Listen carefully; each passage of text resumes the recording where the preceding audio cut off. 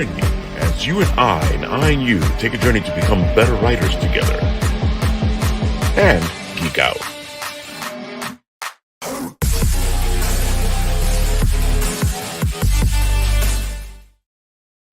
I don't know. I feel like that little intro needed to be played, and that was all like cold opening, and I'm like, no, I'm gonna showcase Mr. Nat and have his little thing play.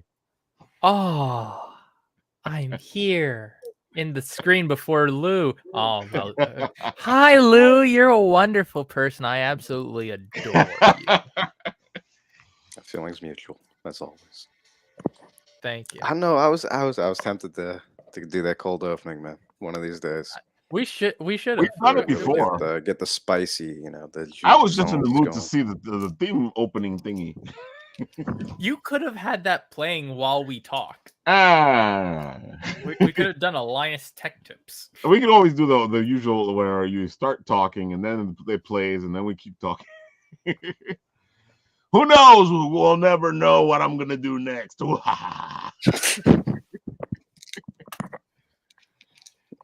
That's the fun thing. Not to have people on after midnight. It's like Magua. They can't have them on camera after midnight. Well, they fed me, they wet me, so things are bad, bro. Wait, what? What got you wet? What got you wet? Things are bad. Things are bad. So with that nice segue, what's up, guys? Nothing much, Just out here vibing, talking about Warner Media, what they could add into their new fighting game. Well, a fighting game looks fun. It looks amazing. And if we had a fighting game today, we'd have one player missing because roaming Tony is roaming. I mean, technically, he was the bonus character. It's okay. We're calling a heavy hitter off the bench, though. Oh, yeah, definitely. We're gonna have some fun with some travel and root beer. He's gonna come from the comment sections to the live. There's no way you got travel and root beer to get on the show. There was no way I got travel and root beer to get on the show. No. Travel. What do you think about that? I'm actually back. I was here on the show about a year ago. Ooh. And he didn't forget us. Travel, one of my favorite guys there is. And we got him. We snagged him for tonight's episode. It's hard to do this late stuff, guys. Oh, it definitely is. It's hard for us. and you're an hour earlier, right? No, I'm same time as Central. Okay, so if I was an hour earlier, it'd be easy. All right, man. We've considered putting the show up to 10:30. We'll see what happens. No, I love being sleep deprived. Usual, it's okay. And I like the late right only because it just feels like us hanging out and doing geeky stuff. Ooh, I avoided like 3 curses in that one. Yeah. It's because we didn't. Can we get one of those beeper button things? I really want one of those. We could, but then we would need like a centralized sound system. So that would need to be on like yours or Ralph's side, and one of you guys will just. This is all recorded and sent to a very high class editing process, as you can tell. Man, you really think a guy has time to edit a 2-hour video every day? Can you imagine if Nat had to edit our shows? That's why we pay you the big bucks, dog. Send you in there to clean it up, make us all look great. I've done that before. Don't get me wrong. I've done it multiple times. Yep. A lot of times within.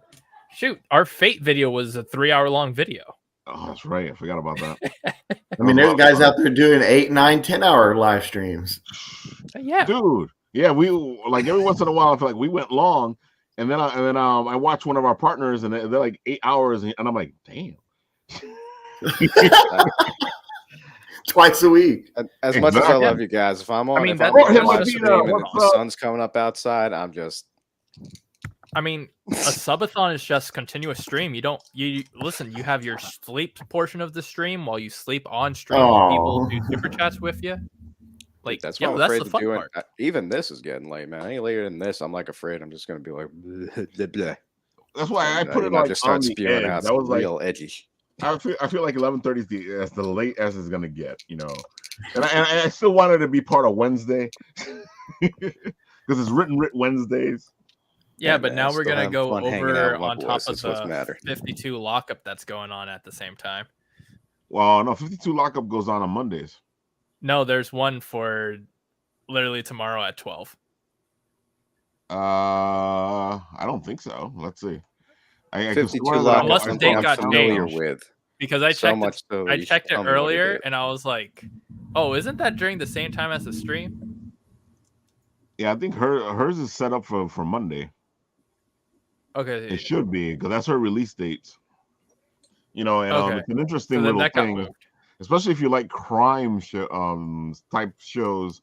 You know, Cadma's been going enjoying her 52 lockups, and you know, if you like that type of stuff like she does, then you know, go check it out because you know she really dives into all that crime and gritty stuff.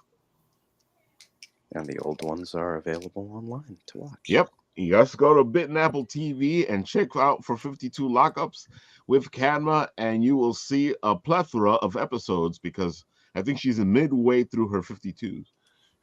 I mean, we're midway through the year. Yep. Speaking of Jorge Medina, I want to remind you guys that his Kickstarter is still going, you know, and you want to go support Wonder Duck because it is a fantastic little series. If you like DuckTales, you will definitely like this. He actually says he was inspired by DuckTales. Well, actually, he was inspired by Gizmo Duck. And, you know, you can see the inspiration in here.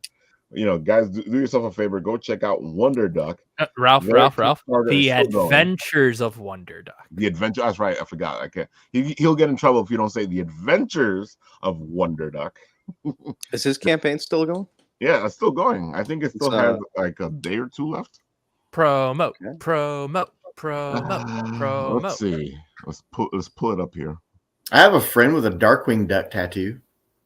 I like Darkwing Duck. Let's get dangerous. That is Oh pretty sweet. man. The 90s were crazy, man. Oh my god, Dude. the 90s had Man. the best cartoons. I ran into a guy who had the gargoyles tattooed on his arm. Like that's Oh sweet. man, that's badass. And imagine having a tattoo. Could never be me. Are they going to be like? It feels crazy they haven't tried to do something with the gargoyles yet. Have I just missed it? No, they haven't. I periodically check to see if they're going to. There's I a mean, lot of it'd be talk. sacrilege if they do something terrible with it. But like, There's a if lot they Like of got talk. Thundercats. There is a lot of talk about them doing it, but they haven't done it. Okay. And I mean a lot of talk. I hate to say it, but I hope if they do it, Netflix has nothing to be involved in it because my God, dude. Well, it wouldn't because Disney Plus. Yeah, Disney owns They're it. Disney. Okay. Here we go. Them The too. Adventures of Wonder Duck. It's at 4,302. Kenobi. Nice. 117 backers, 6 days to 117 go. backers. Nice. So Let's you guys got 6 go. days left to get yourself some Adventures of Wonder Duck. And it's a fantastic little book. And like I said, It's a project they Oh. love. inspired by Gizmo Duck. Funded in 1 hour. Yep, Wow. Bam. he did well. Great book. Check it out. Jorge Medina. He does a great job with it. I know when I read it, I really enjoyed it. I like the whole concept of the hero that gets a suit or a ring, or it's that Green Lantern feel to it. Or Greatest American Hero, but he does it really bad because he gets the suit and he messes up. You're just talking about the hero's journey as you Speaking do of once in a while Kickstarters, around here. and speaking of Shadow Rabbit over there, he set up all the stuff for Cthulhu Jr. Ooh, I said it right. Cthulhu Jr. with Dirk Manning, and if you guys haven't supported Cthulhu, go check it out. Great book, cute as heck, stuffy, and if you guys Huge get them stuff. to, It's like what, over a foot It's a tall, right? life-size Like a child 12 stuffy. yeah. yeah, man, it's like having a baby Yoda. But Cthulhu. Cthulhu Jr. This guy says this, and he's sitting in Admiral Akbar's chair. I just saw when he turned around. It's a trap, man. I would, you know what I've always wanted is get one of those like Dr. Evil egg chairs. Oh, definitely. Like I saw one once. They got one at my gallery, and I was like, oh, dude, I've been starting this show turned around and coming. I am evil. Sweet, would they get like a smoke machine? Oh, that'd be great. Talk about production value. I mean, if you really want a smoke machine, just look for like any of the crates around New York. Just walk through them as the smoke's going through. I've done a couple of photo shoots like that, so I've actually used that smoke for a couple of photo shoots. It's just smelling the sights, you know. Oh my god. Oh man. Let's see what else we got. Seance room. Ben Goldsmith. We still need to help him get to his goal. He is please help our dear friend Benny Fafeni Laleni. You remember that? It's pretty easy to remember. It's just Benny Lofeni, Fenny Fafeni Fafahaleni, Lenny the Denny. You know, it's just you just keep going with it, you know? So our pal is at 4,388. He needs to get to 10,000 to fund. He has 76 backers, 19 days to go. We can do this, guys. Let's help Ben get to his goal, especially because if you like the Twilight Zone and you like those old type of shows like the Twilight Zone, where you know you get all these beautiful supernatural type stories, you know, you would love this book, and he does a great job with it. The art is incredible. It just has that art of one of those things. What's up, Shadow? Yeah, the art is great. Oh my god, yeah. That's haunting. Definitely haunting. So get over there and support the Seance Room. Show some love to our friend Ben Goldsmith and Source Point Press. Who else do we know? Is that all our plugs for tonight? Or? I think you're almost Calico? done. Huh? Calico? Yes, Calico's ready to go right here. Hold on one second. Calico. Here comes Calico. We had an interview with him on Monday. It is a fantastic little book. If you like The Punisher, you will like Here Comes Calico, except that he's getting justice for animals. And he does it hardcore. And I mean really hardcore.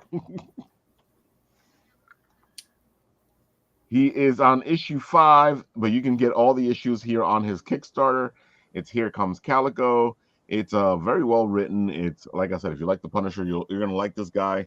He gets revenge or payback for the animals for all the cruelty that is done for them, and at the same time, you guys will be supporting some of the animal cruelty sites that help fight against that stuff.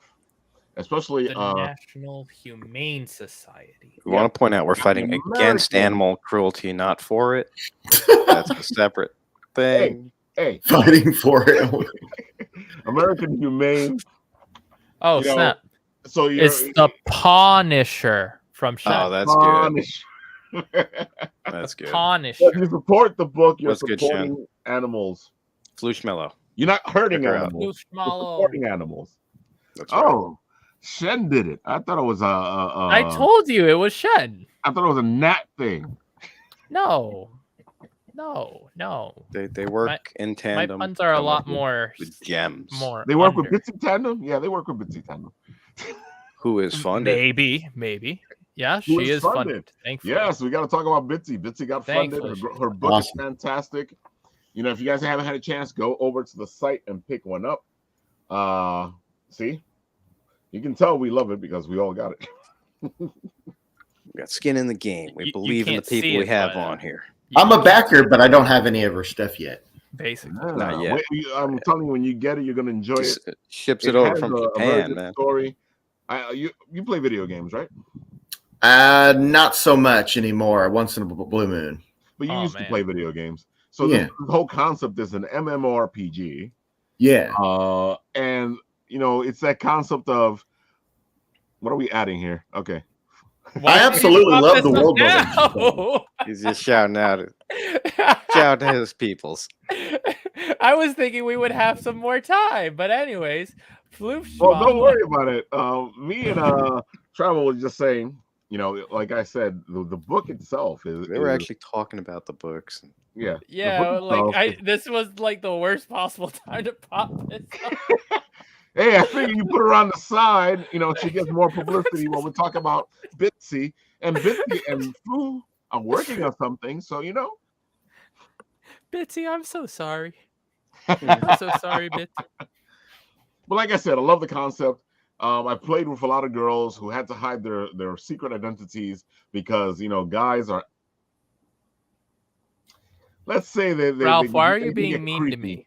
Why are you being creepy. mean to me? Guys can get creepy.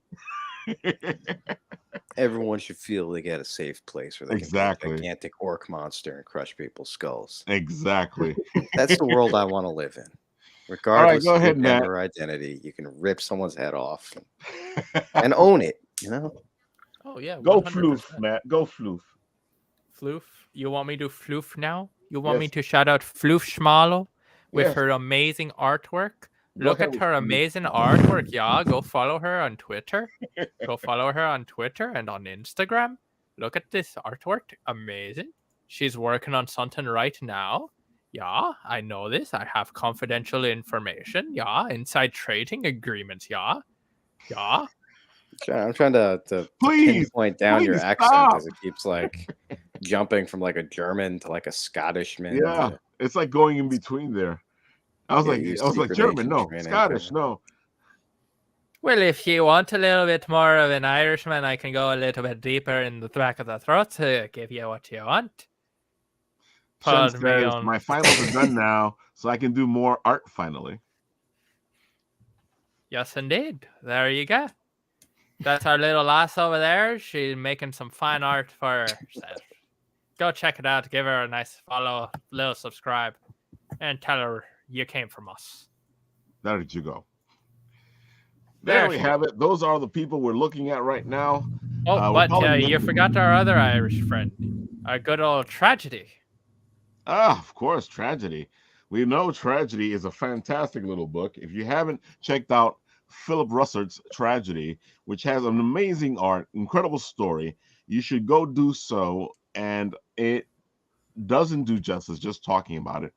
Tragedy is a fantastic little book. It is actually really good. And if you get the right tier, you can get yourself some Rob Powers art, just like this beautiful little chibi here of Tragedy herself. The variants on that are crazy. I don't think I've ever seen that many variants, but in a good way. Not in a Marvel, we're trying to milk it way, and hey, we're going to give people what they get the cover you want way. Yeah, exactly. It's amazing. And then he doesn't try to jip you either, because he actually put out a book that has all the covers in it. So all you got to do is buy that instead of buying all the covers. I love that. Buy all the covers. Yeah, it's got like 30. I love that.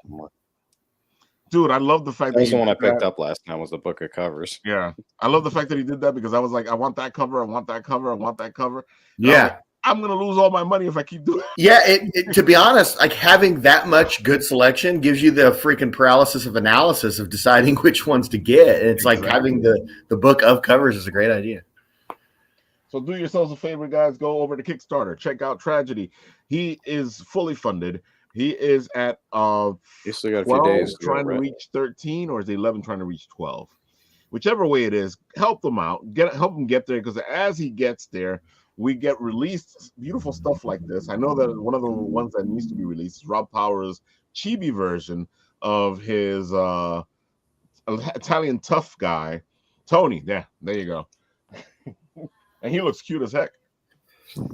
Not Roaming Tony. Well, Roaming Tony's cute too, but Tony from Tragedy. Is Roaming Tony cute? I think Roaming Tony's cute. I don't know. Maybe if Tony was secretly listening to us in his back pocket, maybe he could. He looks like a cuddly guy, Yeah, he does. But especially when you made him into Peter Parker, Shadow. When you made him into Peter Parker, he looked all good. There's someone who is actually secretly listening to us while they are at work. And I'm Ooh. talking about our good friend at Game of Tunes. Yeah, I'm All shouting you out. right. Remember, stay focused. You're almost through your shift, man. You're almost there. That's right. Our friends at Game of Tune. He listens to us here on the Written Writ because we crack him up. Heck of a guy. And we had a lot of fun doing the Game of Tune and who we were Ralph picking trying to scam the and vote. who we lost. Ralph trying to rig man. the vote. I had no. Yeah, I did. Election fraud, I called it. I was like, Invader Zim needed to lose. He won anyway, so. It's cold-blooded. I don't know what Invader Zim did to you, but you were like, yo, we got to take him down. Crush him. Yeah. Man, I love the Invader Zim. I did too. Yeah, I voted for Invader Zim. So Oh, no. Yeah. I sent the message over to Travel and I go, okay, vote against Zim. He goes, no, I like Zim. I'm like, no. I had to. We put up a good fight, though. I mean, we got the discount on. I had to vote Zim. No worries. It was All of his designs are great, dude. Yeah, and he's a really nice guy. Him and his wife are just awesome people. And Marvin did so well that they actually gave. They're actually going to make the pin of Marvin, and they gave the discount for Marvin too. I like the Marvin also. Marvin the Martian looked really cute. Yeah. Yeah. I mean, I liked all of them, man. I was surprised some of the ones that got knocked out early on, but I was definitely surprised at some of the ones that got knocked out early on. that Moon Shadow was cute. the Peacemaker needed an eagly. That was the problem. Dude, well, Russell, if you're listening, you heard him. It needed an eagly. What do you or holding up Judo Master like a Oh my god! Yeah, at the end that would have done it.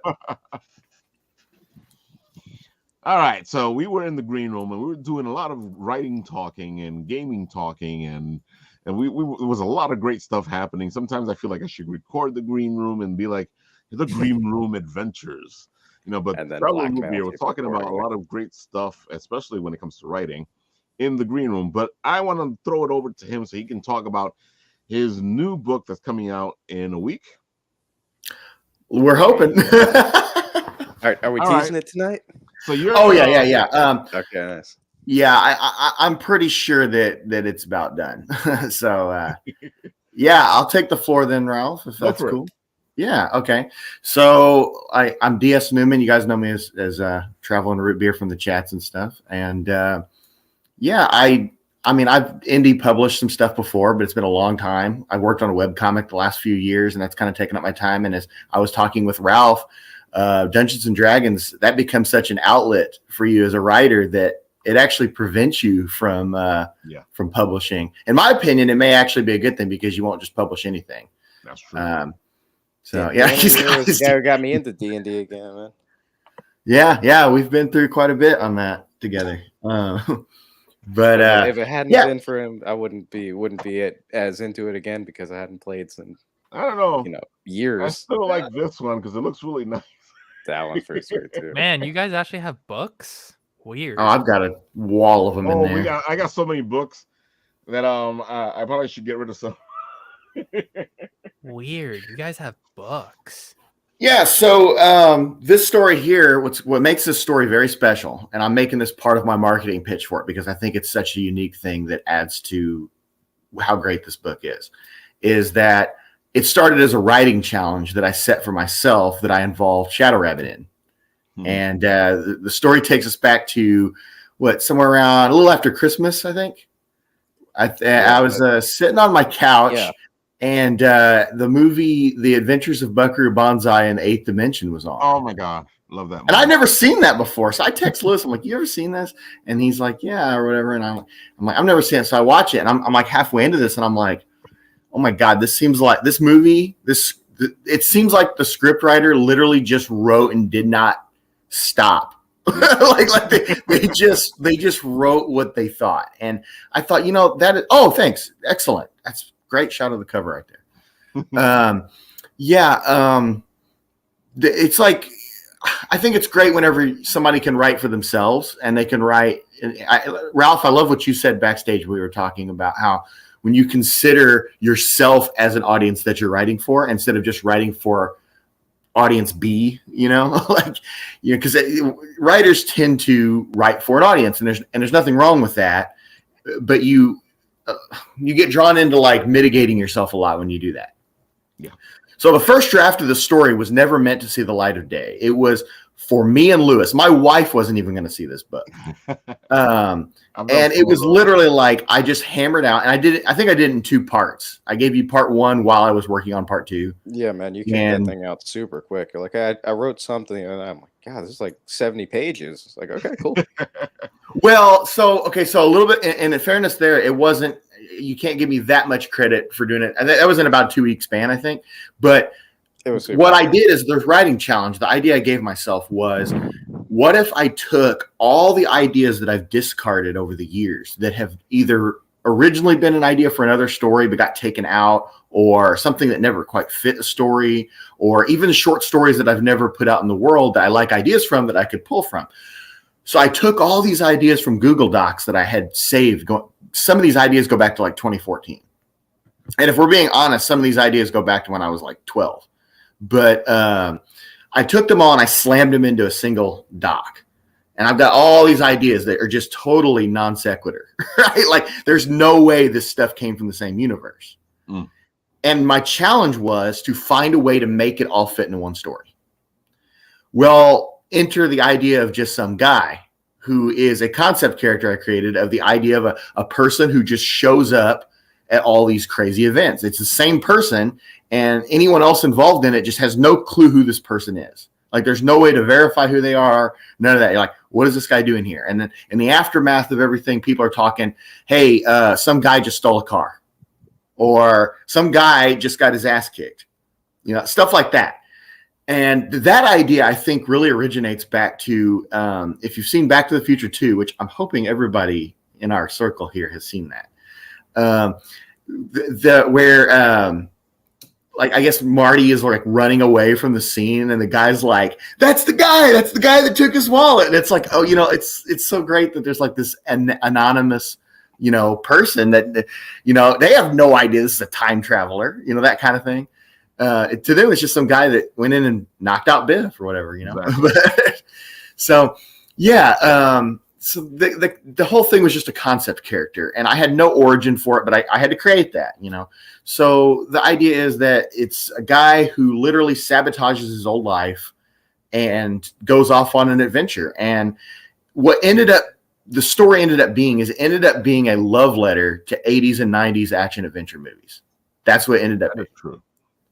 And there's a lot of influence from other things. There's definitely sci-fi, there's definitely fantasy, and there's definitely some anime influence, especially there in that last couple chapters. I think Lewis can definitely vouch for that. There's some heavy anime influence in there.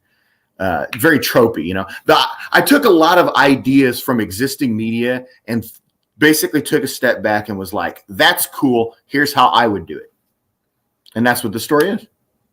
But it's so funny, that you're saying that, because it's what we do in D&D. A lot of the times we'll take something that everybody's interested in, and they want to play it out. They want to be in that world, in that universe, especially at DMs, and we have to figure out how to make it work in the constraints of D&D, in the constraints of the game. How does this work in here? And at the same time, you don't want to do a direct translation of what they want. You want to do a translation that has similarities in it. Mm-hmm. Translation that works at the same time, giving them a good story, something that they haven't seen, something that they can play through and make happen into what they want to make happen. And I feel like that's one of the things, again, we were talking about in the green room, where it kind of helps you as a writer, because it helps you play, and I say this all the time, sometimes playing in somebody else's sandbox helps you become a better writer, because now you're taking a world where you already have the rules set up for you, and you're using those rules to craft your story, and it's kind of a cheat, because you don't have to create the world. You're just playing in somebody else's sandbox, but it helps you when you finally create your world, because now you understand the rules of the worlds that you're playing in. That's true. And that's very interesting because that's actually really relative to this character. I intentionally wrote this character in such a way that any male reader could identify. That's why he's just some guy. When you read this book, there is very, very little description of the character. The character is what carries the story and carries the character is his personality. Yeah. He has a very, very strong personality, but there's no description of race, religion, height, weight, eye color, hair color, none of that. Like anything that could tie him to being any type of specific person. This thing was written in such a way that anybody, I mean, and that's not to say females couldn't enjoy it. I mean, the editor of this book was a female and she seemed to enjoy it very good. And Jen, I know you're watching, so she won't be in the chat, but I know she's watching. So thanks a lot for all your help. But Look forward to meeting you. Yeah. Talking about. Yeah. But yeah, it's the idea is that any male reader could pick this up and there are things in this story that they would immediately identify with. So, and I've taken that off of the main character to be like identifiable basically. So, yeah, when I've talked to other people about this, whenever I've sent them this PDF for it and stuff and had beta reading and all that, I'm so in the chat. Is that her? I have no idea. Oh, in the chat. That's it. Yeah, it might be her. What, Or somebody posted out, with they her. always pop in. What? Once you call someone out, they're always going to pop in. That would be awesome. Yeah, that would be awesome if that is her. We work on Candyman roles. Yeah. Oh, God. Man, I referenced so much shit from the 80s and 90s. I'm surprised Candyman didn't make it in this book. But but I've described to people, my beta readers and stuff, that this story is essentially like if Tyler Durden from Fight Club and Forrest Gump were the same character and they went on a Dragon Ball style adventure. That's funny. Yeah, in the real world. Jen, it is her. Cool, awesome. My kid shows that. Oh, cool. But it's a Well, good thanks picture. for coming to the show. Embrace the picture. It's a dope picture. Yeah. Yes, So when you pick up this book, anything you find fucked up with, it ain't my fault. It's Jen. Wow. you needed one more quote on the back of it, so I think that's it. No, she came up with. She wrote the blurb for this too. So I met Jim from Fiverr. If you guys don't know what Fiverr is, I've used it in the past a lot. It's a great place to get people for things like editing project, copy editing, line editing, artwork. There's other things that we'll talk about here in a minute that I've got from there. But she originally I got her for writing the blurb, and then she ended up being the editor. I actually was working with another editor first, and I didn't really like his vibe on it, so I had her do the line editing on this, and she brought a lot to it. Yeah. But what Lewis is talking about is this quote here. Thanks. Yeah. God does not play dice with the universe. Einstein, sort of. So this is a proof copy of the book. He plays dice all the time. No, I love that. I was like, that's great. It's like when people quote Abraham Lincoln, it's like all the quotes you hear on the internet. I'm pretty sure I'm familiar with that quote.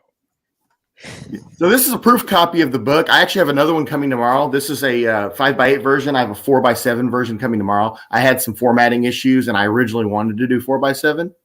So when that comes tomorrow, that will be the last box to tick, and I'm going to have this thing go live. So fingers crossed that June 1st, it will be available in Kindle format and paperback. That's great. And the artwork and just everything on it is just It's very cool. Yeah, I mean, like you said, it's got a lot of definitely 80s and 90s influence, but there's a lot of things in there. Just an unimaginable amount of things went into influencing this, and it's a hodgepodge of different ideas. So it's funny you say that because I know that Back to the Future is influenced by of course Clint Eastwood's Man with No Name, and again, just some guy is the Man with No Name, just done differently, and I've always loved the Man with No Name as a hero because who is he? You Mhm. never know who he is because his history is always so blurred, and he could be anybody, which is the same way as your guy there. Yeah. There's a lot of twists and turns in the story too, and it's very interesting whenever you get to parts later in the book where the keeping the identity part is fumbled quite a bit, actually. But yeah, so that brings me to my next point. I guess this is the first time I'll be publicly stating this. So whoever sees this, you guys are awesome to hear this first. But I decided to produce a full cast audio drama of this. And in the green room, and you caught my attention. It sounds like a great idea. And I've got voice actors at work on this right now. I have a semi-pro voice actor who is already because 80% of the story is the main character because it's written in a first-person narrative in past tense. So, like the main guy, I went all out. I blew most of my budget, so to speak, on getting him, and he's been taking great, delicate care and making sure he gets it right and all that. And he should start sending me audio clips within the week. Cool. And then if you guys know Phil, Comic Stock Weekly, if anybody knows who that is, he's over there on Spine Ticks. He will be engineering this thing and mixing it. Nice. So, yes, and he'll also be narrating the prologue, epilogue, and the chapter titles. My wife and I are going to be doing some minor characters. Shadow up here is going to be doing some minor characters. Jen agreed to do a minor character. And some other people that are in our little circle of friends are going to be tapping in there. And the rest will be these semi-pro or wanting to go semi-pro voice actors that I found on places like Fiverr and Reddit. Again, Fiverr. It's funny because somebody had recently told me that I should check out Fiverr and offer my services on Fiverr. Yes, it'd be a good way. I've been using it for years to build my resume. And I agree. I've used Fiverr myself a couple of times, and it's a great source to find some stuff that you probably want to keep at a certain budget, and at the same time, support the community. It does. Well, that's what's great. Is like the guy that I got for my lead. He has done quite a bit of projects. He's done indie projects. He actually has a comic book audio drama thing where it's like visual and there's music and there's him. It's all one big thing. And Fiverr's a great launching pad for somebody like that to really break into it. And he's making a pretty penny off of doing this job. This is a big job for him, the one he's doing for me. So hopefully that's something to put on somebody's resume afterwards. I trust Phil entirely to mix this thing properly. So I have no doubt that the final product will be awesome. So, but yep. So that's kind of the next phase of this. But yeah, June 1st, I'm hoping I'll have these all ready to go. I do have a Kindle version that'll be launching alongside of it. So. It sounds like you've built a good team. Like we love to say here on Bit and Apple TV, but Written Writ, we love to see the passion. Like you can see the passion in this project. When you sent me the book to check it out a bit, I can see the passion in the writing of what you were writing. I can see the love for the character. I can see the imagination just flowing. So I love seeing how that passion comes out. And and from talking to Shadow, as a DM, you sound like you show your passion there too. So yeah, I try to. I hope you read the updated version that I sent you, Ralph, because the version that you had is a very out of date version. That was before Jen got a hold of it. That was it was in its. I sent you literally the start of draft 3. I pasted draft 2 into a new file, saved it, and sent you that. So like it's. I mean, the version that is finalized is like draft 4.5. So yeah. And again, like you said about building a team, this is the artwork here was done by Sean Decker from Art by Deckard, I think is what his website is. Actually I have it right here. So I might as well look at that so I can promote him right. He mostly does watercolor. And I met him from Reddit, actually. Designed by Decker. I don't know why I said Art by Deckard. And whenever I met him on Reddit, I was like, man, I love your artwork, but I have this certain idea about this. Do you want to try something like this with neons and everything and neo-noir look and stuff? And he's like, yeah, I love that stuff. So what he did was he actually hand painted Guy here. Nice. That's a hand painted watercolor painting that he inserted into this and then digitally imposed everything else around it.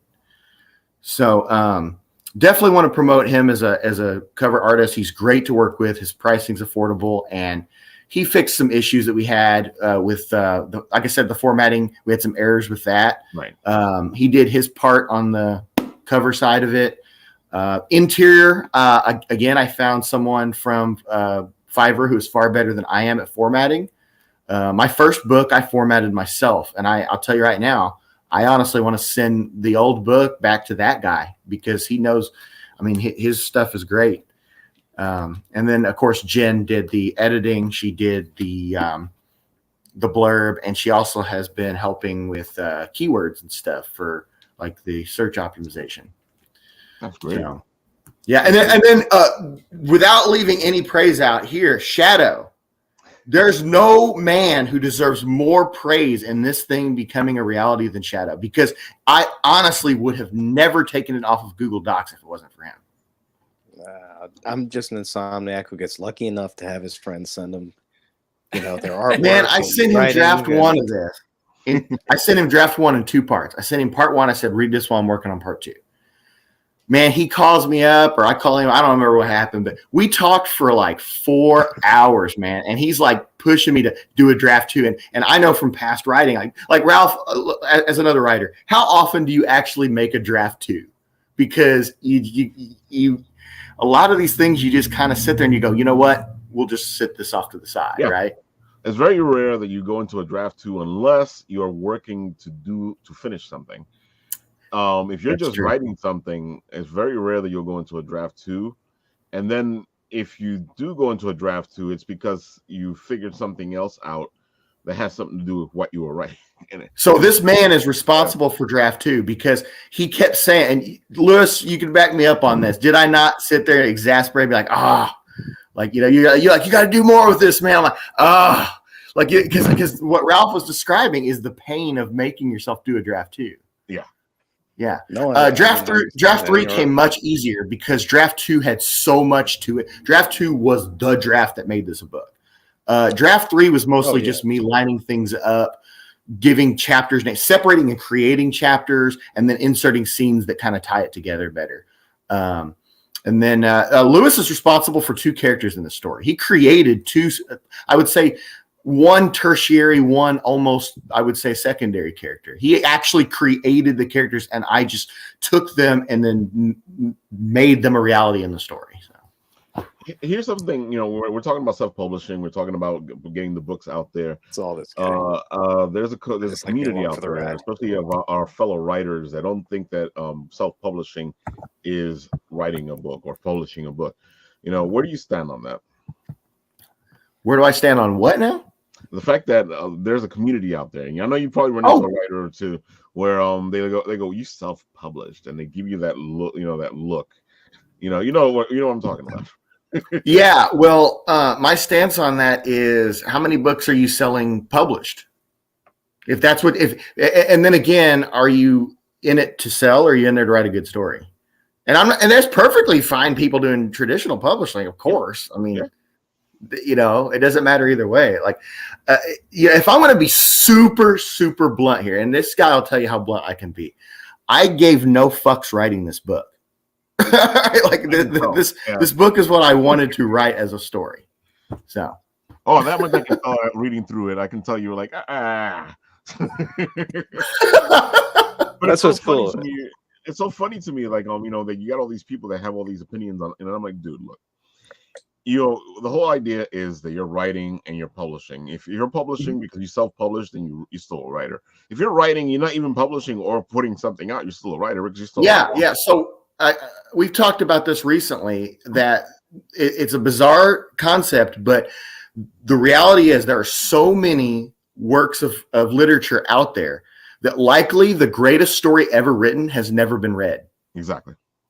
Really, it's probably shoved in a drawer somewhere or on some saved file. The greatest book ever written has most likely never been read. Nope. And that's because a lot of writers, what they do is they write a lot of stuff. They're very prolific. Well, most writers are very prolific, and what they write usually stays with them. It's very rare that we see everything that a writer writes, which is why when a writer dies, and they've become famous, all of a sudden they go, well, we found this in their notes, and that's because we do that all the time. We'll write something, we'll finish it, and it'll just stay there. What do you think? I got a couple things like that already. Is it because There's you guys? just- And that's why I give Lewis a lot of credit, Sorry, or- because he actually did kind of break me out of that, what you're talking about with that. I mean, I haven't put anything out other than my webcomic. I've worked on that for a long time. But like, you have to really love it to try to put it out in the world. Yeah. Oh man, Or it's whenever I'm reading someone's stuff and I see much. passion in it, it's like, it gets me going, man. Like, And that's the I thing get too, so man. It excited wasn't when just like someone- you didn't just read it and then tell me 2 sentences worth of feedback. You freaking talked on the phone with me for 4 hours about it, and contributed, and you helped me tie up so many loose ends, and point out things that I would have noticed. Not every idea, of course. I mean, you can't take every idea. I mean, you threw some shit out there the way, but I like, say some crazy stuff sometimes too. It's just all stream of consciousness too. So I want to hear that. That's the way the people flow. listen. That's the whole thing. Like, it's funny. Like, I know you know this. As writers, what we do is we give our books out to people, and we expect some kind of feedback. And usually, if it's friends, they'll be like, "It was good." Right, the worst feedback you can get. And I'm like, okay, it was good, and it was good. Well, what's great is that I would really like to help Lewis write a story. He has ideas for stories, and I would like to help him do that, because whenever he was pitching me certain ideas, I said, man, you're essentially doing to me what I'm doing with this book to other things, where I'm saying, that was a good idea. Here's how I would do it. So when Lewis was giving me ideas, yes, it was helping me form my own, but he also would pitch me things that there's like no way that I would put in my own story. But I'm like, man, why don't you do that? You do that story. We've told Shadow a couple times, because he's also an artist, which he hires people as well. And I feel like he has a good grasp of storytelling. So, he does. He tells He's great in D&D. Yeah, you're making me blush and stuff here, man. So that brings us to the other phase. Singers This is out, a full-blown multimedia project here, okay? Like, we're doing the book and Kindle version and the audio drama, and the illustrator that I work with on my webcomic, I actually got her to do concept art of about a dozen characters in this book, and Lewis will be making sculpts of these characters. Nice. Dude, the concept, dude, she's so good, man. Like, I didn't think to bring it up. Maybe I could bring it up, and I don't want to waste everybody's time, but I can bring it up, and then later on we can come back to it. And he has at least one of them done, right?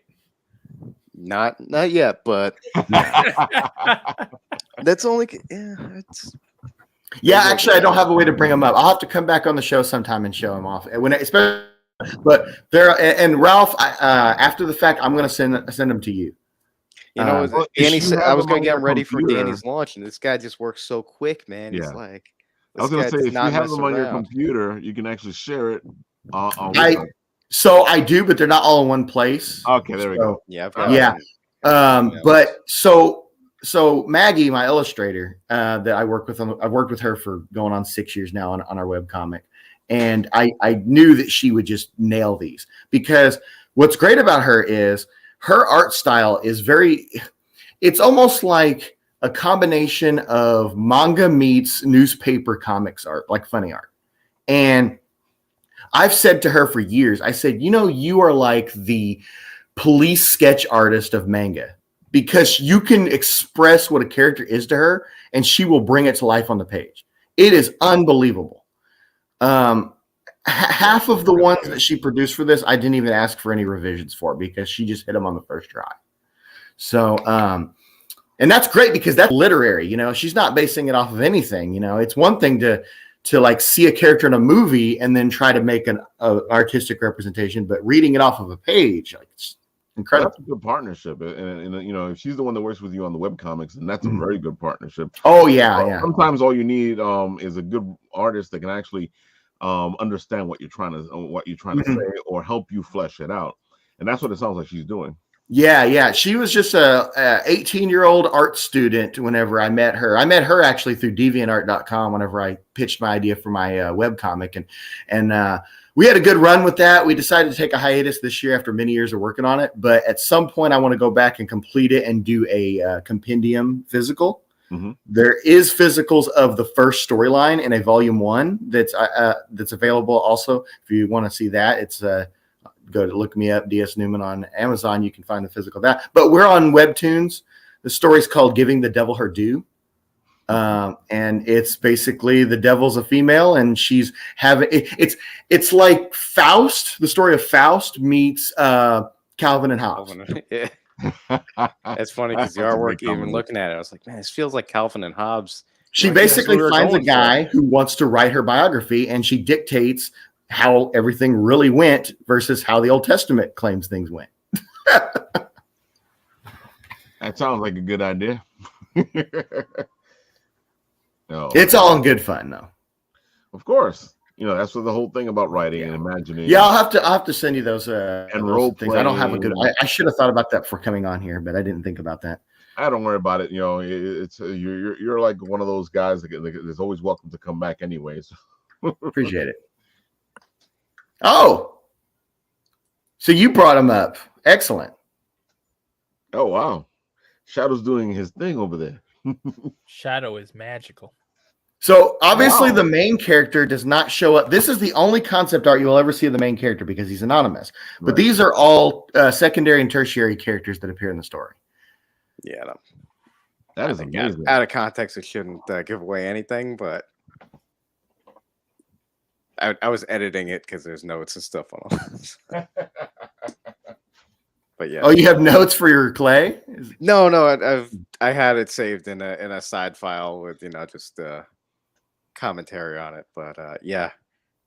Where don't you have do you have the other ones? I mean that's great. You don't have Tet? Easily accessible. I wish you could show Tet. That's like the one to show. Yeah, I've got them somewhere. Let me find No, don't be sorry. Thanks for bringing up that. At least got to see some of that. That was perfect. Yeah, now we got to chat. We got like an idea of what he's talking about. Yeah. Like he has like the hot chicks and a dude with a knife. Like with Tet. Tet's the one. So Tet's the first one I'm gonna make. Tet is amazing. Yeah, Tet is one of my favorite characters that created in this story for sure. That's always one of the questions we ask here. A lot of writers write their stuff, and a lot of most of the times the favorite character isn't the main character. It's one of those little side characters that we like to use because we're like, oh, I like you. You're really nice. So who's your favorite character? Because I feel like you probably got some side character you go, no, I like this one. Well, I would say just for the sake of ease, what we just mentioned is Tet. If he could show Tet, that would be amazing. But Tet is like the arch villain of Guy. Yeah, sometimes we do love our villains. Mm-hmm. Yeah, always. So yeah, but yeah, I mean they're all great. It's like I said, very hodgepodge. I mean, look at those characters there that you just saw. I mean, look, you got a whole mix. I mean, it's hard to believe that those are all in the same story, And if you had the other ones up, you'd be even more like, what the hell? But well, that's always a good thing. It's always good to have a good amount of characters that help you tell your story, and they aren't like run of the mill type characters or stereotypical characters. Yeah, it'd be interesting to see what Shadow comes up with clay wise, because I already know how he feels about some of these characters and how he would portray them versus just in the there we go. Mm-hmm. Man, Shadow's on point today. He is, man. He's on the money. Do you have Nefertari too? Go ahead and zoom in on Tet though while you got him. So I want you to think of Tet. He's like a combination of Mumra from Thundercats and the Incredible Hulk. Yeah, I was looking at a whole Hulk feel to it. Yeah. Mm-hmm. I'm just kind of enlarging the screen here. It's an interesting look.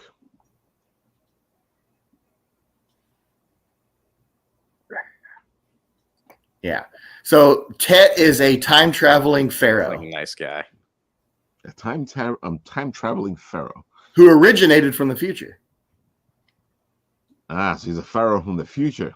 He didn't start out that way. He went back in time and became a pharaoh. And you'll have to read the book to go from there. But yeah, that's if that should be a selling point for this. We got time traveling pharaohs here. Well, you have it, people. We got time traveling pharaohs. We have time traveling pharaohs. We've got Russian mafia. We've got out of control roadhouse fights. I know you've read that because that's early on in the book. Yeah, I read that one. Yeah. Oh, yeah, it goes from Tyler Durden the first 3 to 4 chapters, and it's an entertaining story, an entertaining ride, and when it starts, you're gonna be like, okay, so where are we going? Because it doesn't start off as your normal fantasy type book. It gives you a whole other feeling before you even get to the fantasy stuff. Yeah, it's much more of Goodfellas and Tarantino dialogue thrown into like a Forrest Gump story. Yeah, that just happens to go on an anime adventure. Pretty much. That actually sounds about right. Yeah. Because early on, you're like, what is this character doing? Why is he doing this? You just get this. You're like, okay, he's an asshole, but I want to see what he does next. Yeah, exactly. Yeah, and that's the thing is like the place of growth that he goes through. Because actually, the voice actor that I got to play him when he was reading through the script for the first time, he sent me a bunch of questions, and he said, he says I'm 40% through. And he's like, I don't know at what point there's going to be some kind of redeeming qualities for this guy, but I know you're going to do that. And I'm like, yeah, absolutely. Well, he wasn't very far from whenever we start to see some of that. But like Lewis once said, there's a scene in this book that puts the main character in a very compromising situation.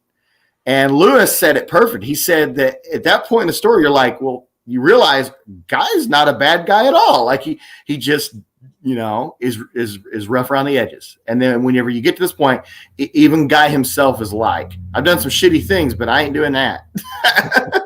It's nice. And I think that was important, to have, because he's clearly got a lot of flexibility, but yeah, he's got a moral compass. He's not a bad guy at all. He does. You start to see almost around the halfway point. Well, it's a little bit before the halfway point. He starts to reflect a moral. You get to see what that moral compass is. At first, you see him on the other end. Full 180 or anything. It's just like, oh, okay, so you asked that. Yeah. I didn't do that. I still wrote a pretty gray character that is still trying to do the right thing. Actually, and later on in the book, there's a lot of allusions to like how Goku was originally written, where he's a very good-natured person, but he's still out for himself. Like most people don't realize that about Goku. He's still doing the things he wants to do, but he's going to do the right thing when presented with the two choices. Yeah. And I have to admit, you do a great job at at writing him as that asshole in the first couple of chapters, because you're sitting there going, okay, so what the heck? What are we looking at here? This guy's more of a villain than he is a hero. Even though what he does isn't exactly bad, but it's not exactly good. Exactly. Yeah. I mean, he in my opinion, he's doing what any person, given his circumstances, whenever the book starts, would have done if they had snapped, basically. Yeah. But none of it is atrocious. No. So not at all.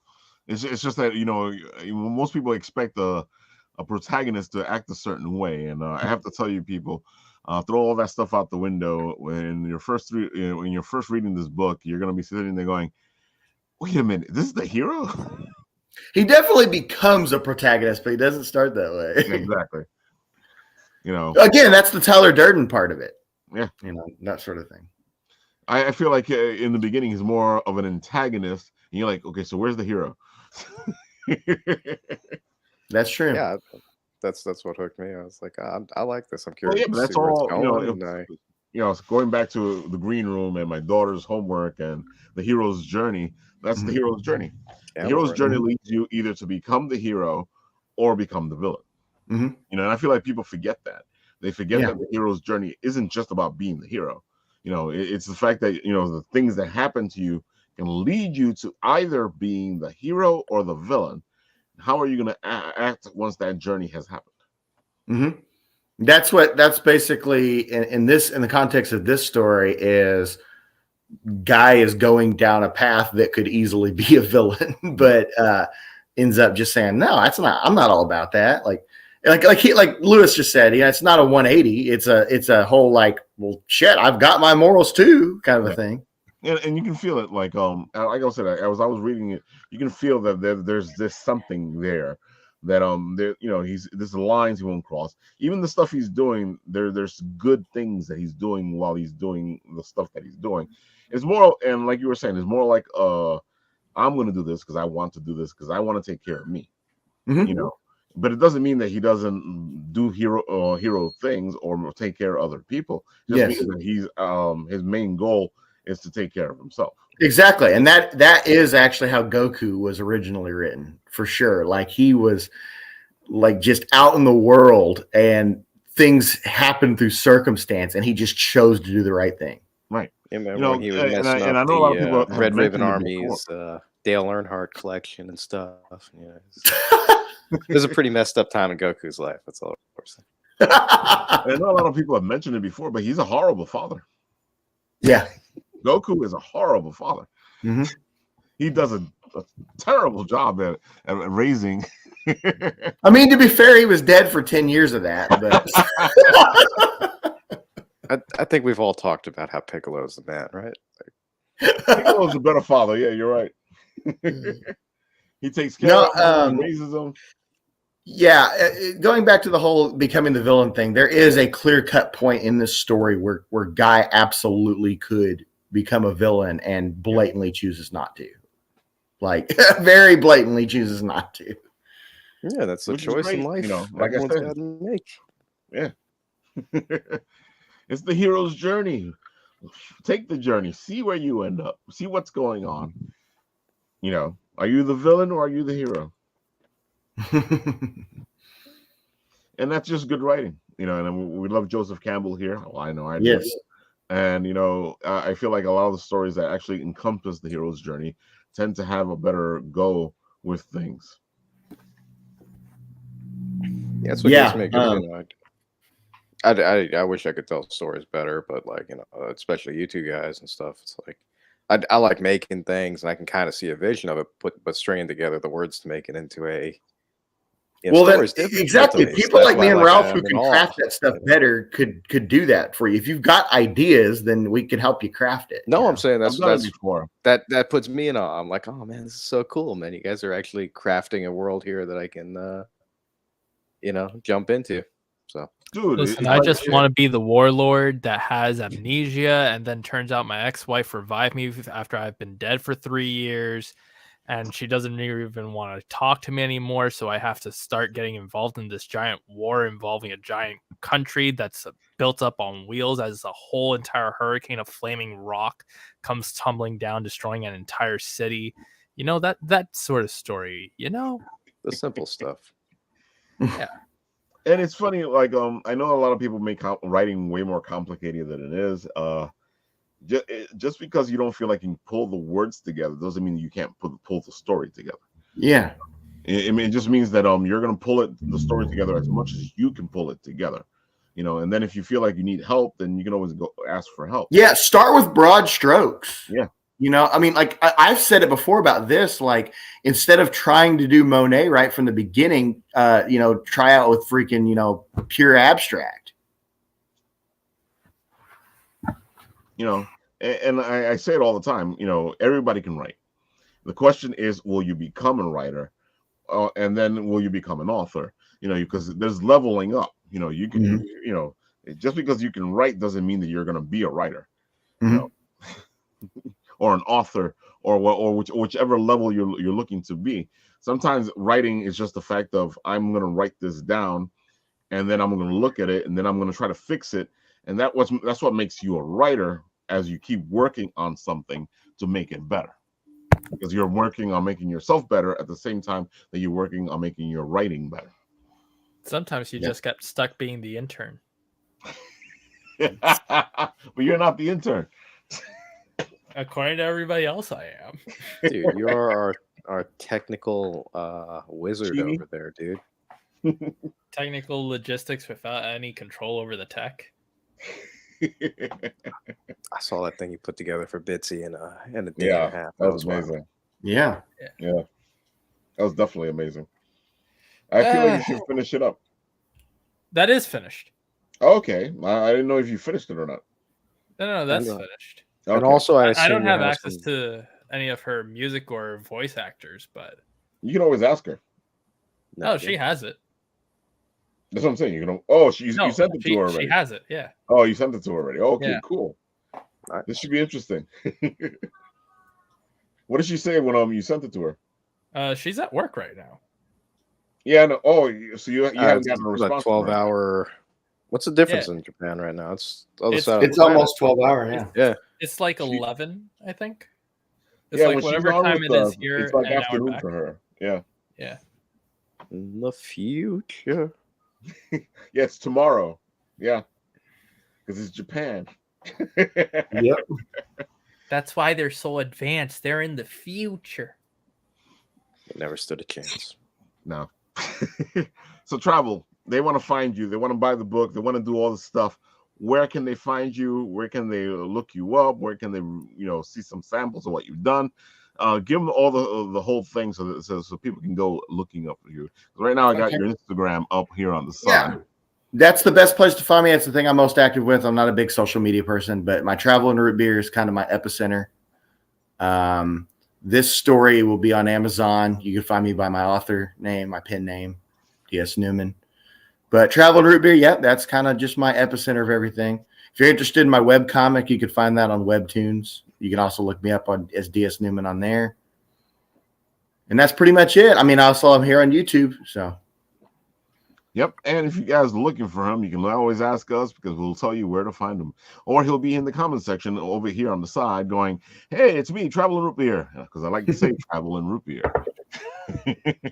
And his other stuff is really great, too. The webcomic, which I know haven't promoted too much, but I think that one's great, too. And there's hours of us effing around playing D&D on your YouTube channel. So, Yeah. There's over 60 hours of us playing D&D last year on my YouTube. There you have it, guys. I want to play a game.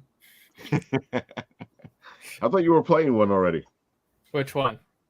That's what I know. You told us. Oh, yeah. No, the DM kind of abandoned us. I've been what there. Did you do? I've seen it. That's happened a couple times. DMing is not easy, people. And once you become DM, that's all you are. Yep.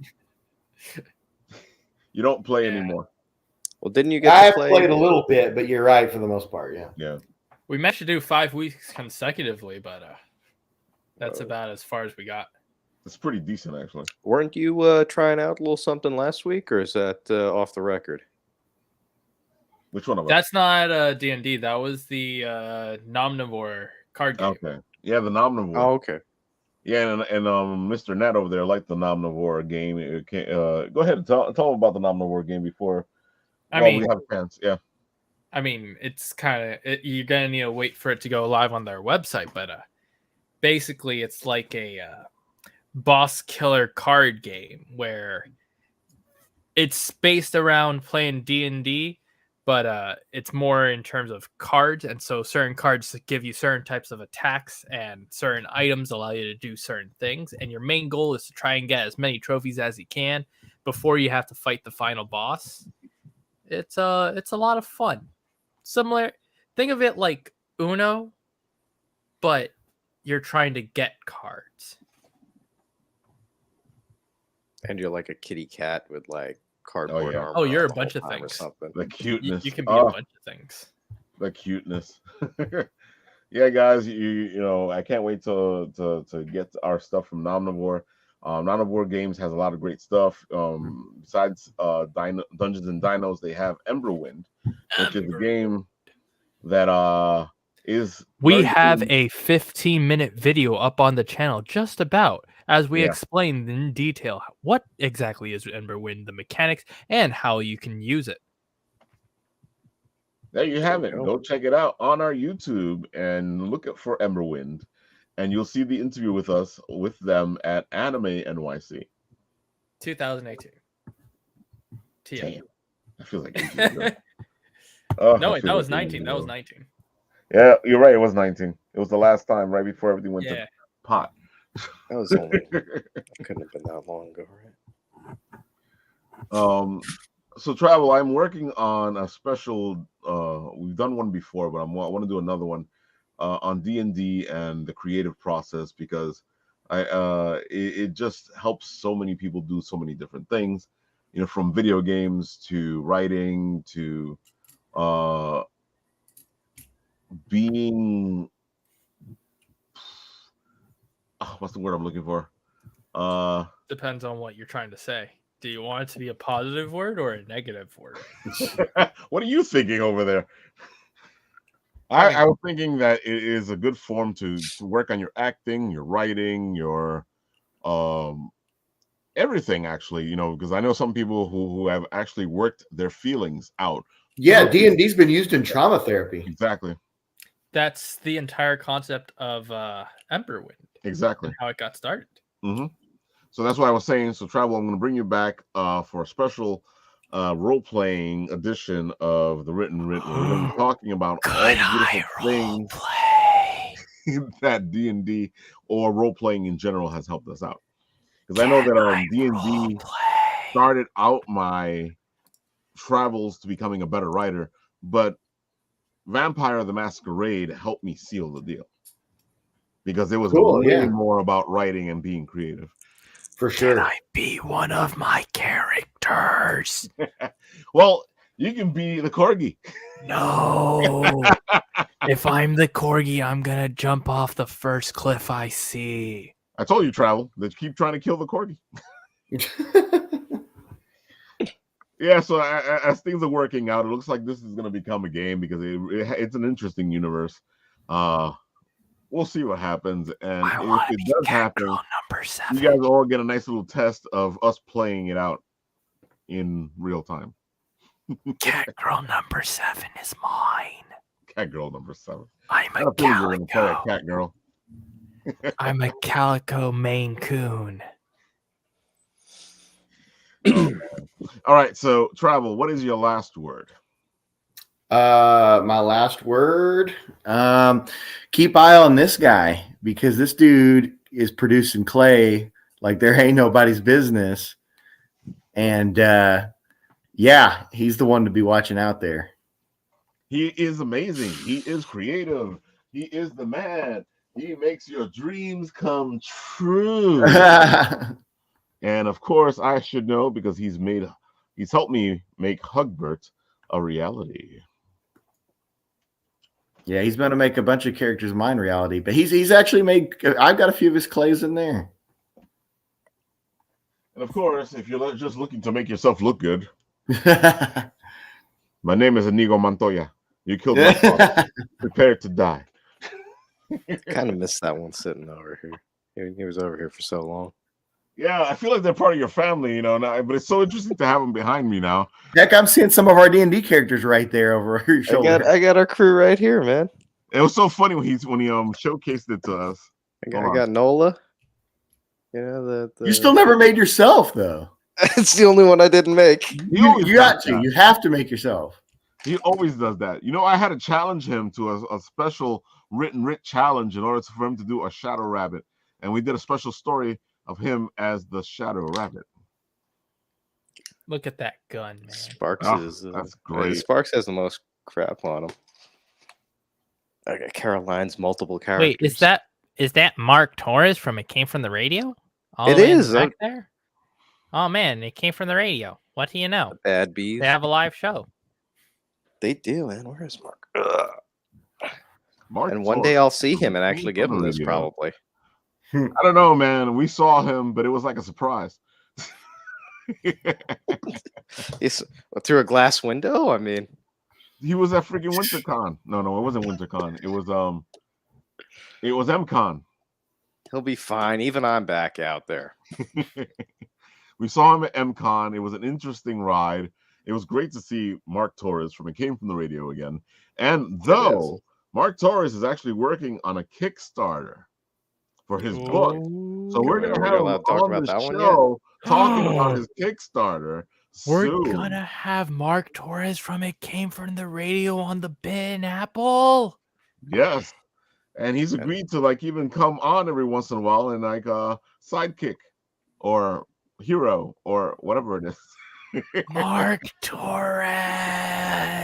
Same thing as Traveling Rootbeer here. He's always welcome to come on and geek out with the geeks.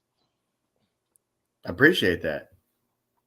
Yeah, because he would have a plethora of knowledge that can be useful in the art of geekosity. I'm going to make so many words up. Hey. Bumpscosity is now a word. Bumpscosity is not a what the? Yeah, it is. All right. Is that your final word of the night there? No. He goes, no, that is not my final word, okay? No, I'm just letting you know bumpscosity is a word. I mean, it's a sound. No, it's a word. It's a setting. It's not only a word. It's a setting you use to manipulate in the Stanley Parable Deluxe Edition. Okay, so that was Nat's last word. No. I'm just gonna thank everyone again in this community because I love you guys, the people here especially, obviously. But yeah, dude, just all you guys rock. So, and, are we still appreciate the hell out of planning it. to head to? I know we've discussed it a couple of times to Terrificon. Are we doing that live? Is that the road trip we're planning? Are we doing this live on the show? We always do it live on the show. Live. I gotta see what I can swing. Next couple, I got some stuff I'm working on right now, but I should have answers in the coming weeks. Because Terrificon is coming up at the end of July, right? I am not sure. I know because I work on the schedule for when we're going to where we're going. And I think it's the end of July. And then we have a bunch of shows in August. But I feel like all the August people decided to make their show in July for some reason. Because I think every single August show is in July this year. Yeah, I gotta stay tuned and find out. So we'll see what happens, but we are planning a nice little road trip because we had fun the last time we went to Terrificon. It was Copy, who was not here today for some reason, who was supposed to be here. He probably fell asleep. I was gonna say what happened. I think he fell asleep. He probably fell asleep. This happened before. We were gonna have him on the show, and the next day he goes, "Dude, I fell asleep. I'm so sorry." You gotta love Copy. He was having a lot of fun at Megacon, and dude, when he's on the show, finally to show you what all the stuff that he got, it's just amazing. He's just gathering a collection. Exactly. So Nat, go ahead, do your thing. All right. So a man walks into a bar with a newt on his shoulder. The bartender says, "What an interesting pet. What's his name?" "Tiny." "That's an odd name. Why do you call him Tiny?" "Because he's my newt." It's been fun, everybody. With that, I'm gonna say you have just heard a dad joke from Nat. That's pretty good considering Nat's like, oh, yeah.